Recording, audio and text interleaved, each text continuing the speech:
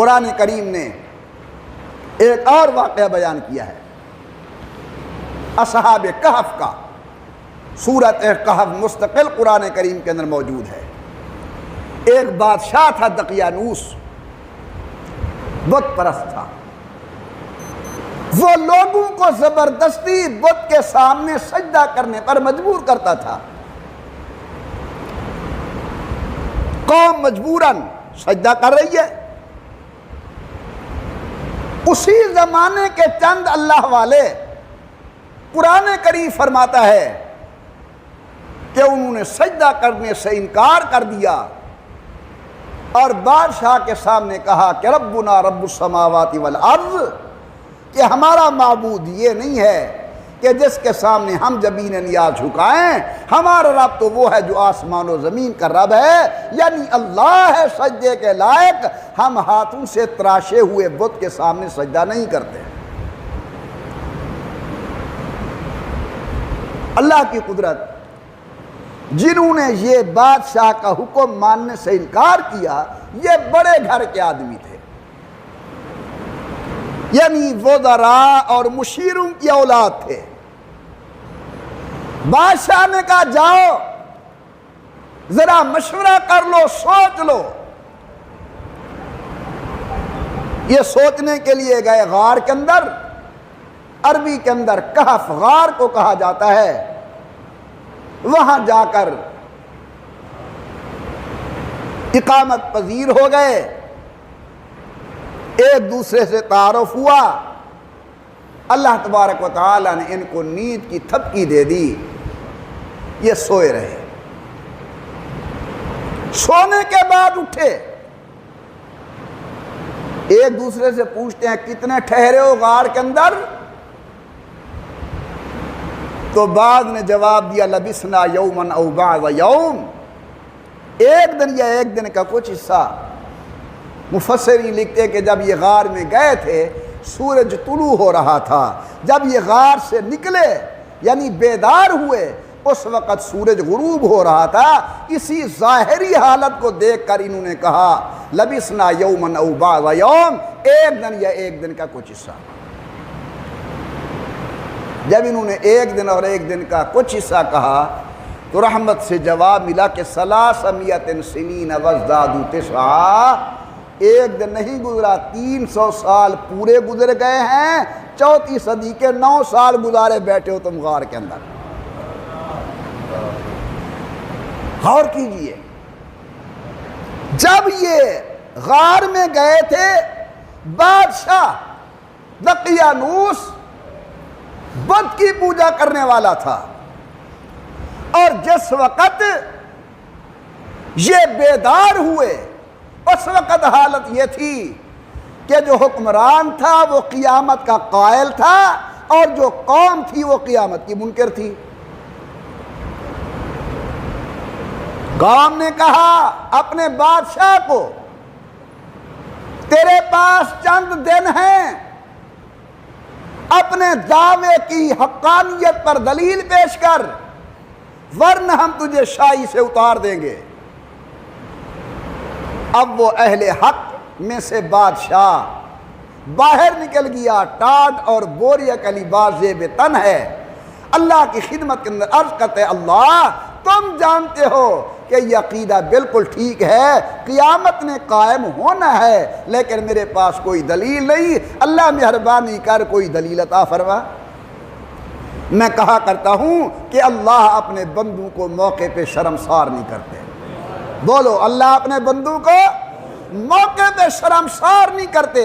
اللہ اپنے بندوں کو، اپنے پیاروں کو موقع پر رسوا نہیں کرتے. حضرت یوسف علیہ السلام الفیا سیدہا لدى الباب، جب بند دروازے کھول کر باہر آئے، عزیز مصر ہے. عورت نے کہا ما جزاء من اراد باہلک سوءا. عزیز مصر کی گھر والی کہتی ہے اس کی سزا کیا ہے جو تیرے گھر کے ساتھ برا ارادہ کرے. اب گواہ حضرت یوسف کے پاس نہیں ہے اللہ اپنے بندوں کو موقع پہ شرمسار نہیں کرتے۔ قرآن فرماتا ہے شاہد شاہد من اہلہا، گھر میں سے ایک آدمی اور بچہ بول پڑا، اس نے کہا پریشان ہونے کی ضرورت نہیں ہے، قمیض دیکھ لو آگے سے پھٹا ہوا ہے یا پیچھے سے پھٹا ہوا ہے، اگر آگے سے پھٹا ہوا ہے تو پھر یوسف جھوٹے ہیں، اور اگر پیچھے سے پھٹا ہوا ہے تو پھر یوسف سچے ہیں۔ کیوں؟ اس لیے کہ یوسف دوڑے ہوں گے، زلیخا نے پکڑنے کی کوشش کی ہوگی، قمیص پیچھے سے پھٹ گیا ہوگا۔ قرآن فرماتے فلما رأى قمیصہ قد من دبر، جب قمیص کو دیکھا گیا تو پیچھے سے پھٹا ہوا تھا۔ اللہ نے اپنے پیغمبر کو موقع پہ شرمسار نہیں کیا، گھر میں سے ایک گواہ پیدا فرما دیا۔ پروردگار عالم فرماتے ہیں جناب سیدنا یوسف علیہ السلام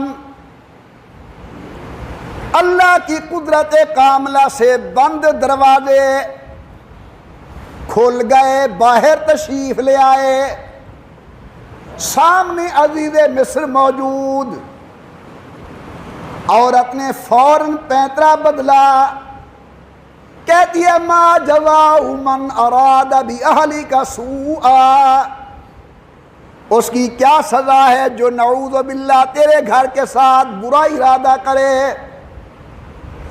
اب گواہ نہ یوسف علیہ السلام کے پاس نہ زلیخا کے پاس، اللہ فرماتے ہیں شاہد شاہد من اہلہا، انہی میں سے ایک گواہ نے گواہی دی۔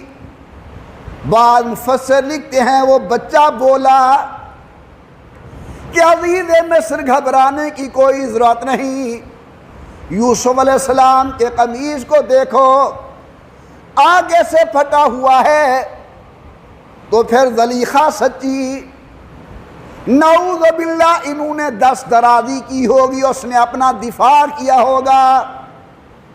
اگر قمیص پیچھے سے پھٹا ہوا ہے پھر یوسف سچے، یہ دوڑے ہوں گے، اس نے پیچھے سے پکڑنے کی کوشش کی ہوگی۔ قرآن میں تیری صداقت پہ قربان جاؤں، اللہ فرماتے ہیں فَلَمَّا رَأَى قَمِيصَهُ قُدَّ مِن دُبُرٍ، جب دیکھا گیا تو قمیص پیچھے سے پھٹا ہوا تھا۔ حضرت سیدنا یوسف علیہ السلام کی گواہی عزیز مصر کے گھر سے اللہ نے دلوا دی۔ جناب مریم صدیقہ بغیر خاوند کے اللہ کے حکم سے بچہ لے کر آئیں۔ قرآن فرماتے قوم تانے دینے لگی یا اخت ہارون ما کان ابوک امرأ سوء وما کانت امک بغیہ، نہ تیرا والد خراب نہ تیری ماں گندی، بغیر خاوند کے بیٹا لے آئی۔ اب حضرت سیدہ مریم صدیقہ خاموش، تو وہاں بھی شاہد شاہد من اہلہا، بچہ گھر کے اندر بول پڑا۔ حضرت سیدنا عیسیٰ ابن مریم ماں کی گود کے اندر فرمانے لگے میاں اعتراض کرنے والوں، انی عبد اللہ آتانی الکتاب وجعلنی نبیا وجعلنی مبارکا، میں اللہ کی قدرت کا مظہر بن کر آیا ہوں۔ میرے محترم دوستو، بزرگوں اور بھائیوں، اللہ موقع پر اپنے بندوں کو شرمسار نہیں کرتے۔ بادشاہ ہے قیامت کا قائل اور قوم ہے قیامت کی منکر۔ او 309 سال تک جو اللہ والے غار کے اندر سوئے رہے، اب وہ جاگ بھی گئے اور جناب والا بھوک بھی محسوس کرنے لگے۔ نہیں جاگے، 300 سال نہیں جاگے، جب اللہ نے جگوایا جاگ بھی گئے اور بھوک بھی لگنے لگی۔ میں نے بڑے ادب سے پوچھا میرے اللہ، یہ 309 سال کا عرصہ بڑا عرصہ ہے، یہ تو غار کے اندر سوئے سوئے تھک گئے ہوں گے، ان کے پہلو لگ گئے ہوں گے، تھک گئے ہوں گے۔ رحمت سے جواب ملتا ہے محمد عمر وَنُقَلِّبُهُمْ ذَاتَ الْيَمِينِ وَذَاتَ الشِّمَالِ وہ میرے پیارے بندے تھے، میں اپنی رحمت کے ساتھ ان کے پہلو خود بدلتا رہا۔ اٹھ کر بیٹھ گئے، پوچھنے والے پوچھ رہے ایک دوسرے سے، کم لبثتم، کتنا ٹھہرے غار کے اندر؟ دوسرے اللہ کے ولی جواب دیتے، لبثنا یومن او بعض یوم، ایک دن یا ایک دن کا کچھ حصہ۔ رحمت سے جواب ملتا ہے فقیروں، ایک دن یا دن کا کچھ حصہ نہیں، ثلاثمائۃ سنین وازدادوا تسعا، 3 صدیاں پوری ہو چکی ہیں، 4تھی صدی کے 9 سال گزر گئے ہیں۔ سبحان اللہ سبحان اللہ۔ بھوک لگ گئی، پیسے جمع کرو، پیسے اکٹھے ہو گئے۔ غور کرنا ذرا، اب قرآن فرماتے ہیں یہ اپنے 1 یا 2 نمائندوں کو بھیج رہے ہیں، جاؤ بازار سے کھانا لے کر آؤ، لیکن 2 نصیحتوں کا خیال کرنا۔ میں کہا کرتا ہوں یہ 2 باتیں اللہ کے ولیوں کا لازمی خاصہ ہیں۔ پہلی چیز وَلْيَتَلَطَّفْ، گفتگو نرمی سے کرنا، سختی نہ کرنا۔ معلوم ہوتا ہے کہ اللہ کے ولی نرم گفتگو کرنے والے ہوتے ہیں، سخت مزاج نہیں ہوتے، سخت گفتگو کرنے والے نہیں ہوتے۔ اور نمبر 2 یہ نصیحت کی کہ جاؤ لیکن دیکھنا ازکا طعامن، ایسی دکان سے کھانا خرید کرنا جو پاکیزہ رزق رکھنے والا ہو، مشکوک اور حرام اور غلط چیز کو خرید نہ کرنا، اچھی جگہ سے تلاش کرنا کھانا۔ پیسے لے کر گئے بازار کے اندر، دکاندار نے دیکھا، توجہ میری طرف، اب یہ میں سمجھانے کے لیے اپنی طرف سے کہہ رہا ہوں۔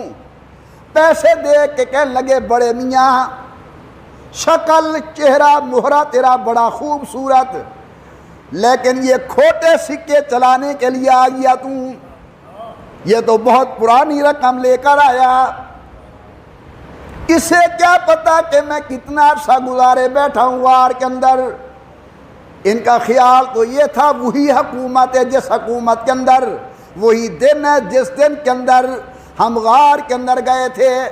اس نے ساتھ والے دکاندار کو بلایا، دیکھو میاں شکل اور ذرا اس کا کردار دیکھو، کھوٹے پیسے چلانے آ گیا۔ تیسرا آیا، چوتھا آیا، بات چلتے چلتے تھانے تک پہنچی، آگے چلی، بادشاہ تک پہنچ گئی آواز کہ شکل بڑی نیک ہے لیکن پیسے کھوٹے چلانے کے لیے آ گیا۔ بادشاہ نے پوچھا کہ یہ کھوٹے پیسے کہاں سے لے؟ یہ تو 300 سال پہلے کے پیسے ہیں۔ اس نے کہا 300 سال؟ ہاں جی 300 سال۔ اس نے کہا جی 300 سال تو نہیں ہوئے ہمیں۔ کتنے ہوئے ہیں؟ ہم تو صبح گئے تھے غار کے اندر۔ تو کون ہو تم؟ اس نے کہا میرا نام تملیخہ ہے۔ اور کون ہے تمہارے ساتھ؟ کچھ اور بھی میرے ساتھی ہیں غار کے اندر۔ مفسرین لکھتے ہیں کہ اللہ کے نیک بندوں نے ان کے نام لکھ کر خزانے کے اندر رکھ دیے تھے کہ یہ آدمی غار میں گئے ہیں اور پھر نکلے نہیں۔ جب حکومت کے خزانے سے وہ تختی نکالی گئی تو 309 سال پہلے والے نام سب کے سب تملیخہ نے بتا دیے کہ ہم یہ لوگ ہیں غار کے اندر سوئے ہوئے۔ بادشاہ گیا، معلومات کیے، ان ساتھیوں کو بلایا، ان نے اپنے نام بتائے، واقعہ سنایا۔ سبحان اللہ، اللہ میں تیری قدرت سے قربان جاؤں۔ بادشاہ نے اللہ کے نام کا نعرہ بلند کیا اور کہا میری قوم، جو خدا 309 سال کے بعد اٹھانے پر قادر ہے وہ مارنے کے بعد قیامت کے دن زندہ کرنے پر بھی قادر ہے۔ یہ تو میں نے آپ کو واقعہ سنایا، لیکن جو مسئلہ کرنا چاہتا ہوں وہ یہ ہے کہ جب وہ آدمی غار میں جانے لگے، ایک چرواہا بھی ساتھ ہو گیا اور چرواہے کا کتا بھی ساتھ چلا گیا۔ اللہ والے غار کے اندر سو گئے اور کتا غار کے دہانے پر بیٹھ گیا۔ بعض علماء نے لکھا ہے کہ قیامت کے دن اللہ اس کتے کو بھی جنت عطا فرمائیں گے، اس کتے کو بھی اللہ جنت عطا فرمائیں گے۔ دیکھیے نیک صحبت کی وجہ سے کتا اصل مقام حاصل کر رہا ہے اور بری صحبت کی وجہ سے ایک بڑے گھر کا آدمی اپنا نام و نشان مٹا رہا ہے۔ معلوم ہوا کہ صحبت صالح ترا صالح کند، صحبت طالح ترا طالح کند۔ نیک کی صحبت انسان کو نیک کرتی ہے، برے کی صحبت انسان کو برا کرتی ہے۔ میں اپنے آپ کو تلقین کرتا ہوں، آپ احباب کی خدمت کے اندر دست بستہ گزارش کرتا ہوں کہ نیک صحبت تلاش کرنے کی کوشش کرو۔